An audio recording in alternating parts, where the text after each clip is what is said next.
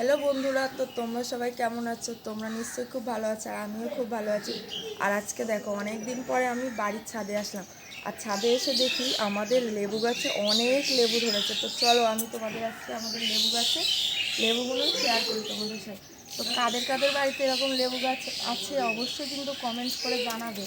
আর দেখো গাছে কত লেবু ধরেছে।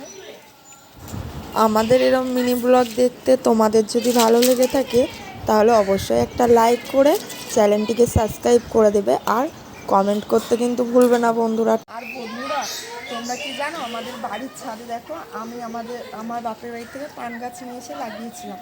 তো দেখো কত সুন্দর পান হয়েছে।